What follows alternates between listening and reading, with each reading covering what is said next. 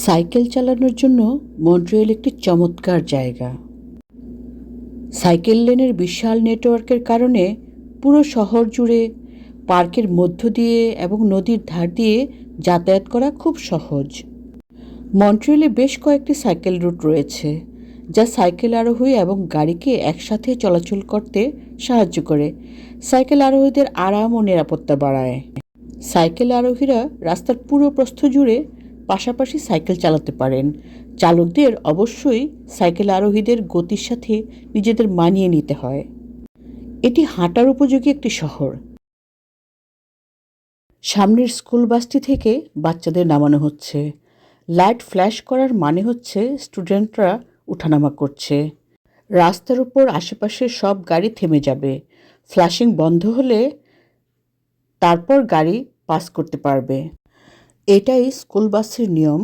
সবাইকেই এই নিয়ম মেনে চলতে হয়।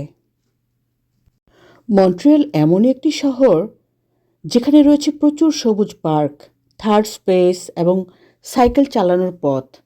আর শীতকাল জুড়ে সব কিছু বন্ধ থাকায় মানুষ এই সব কিছুরই সদ্ব্যবহার করে। সামারে মন্ট্রিয়েলের মানুষজন জানে কিভাবে জীবনকে উপভোগ করতে হয়।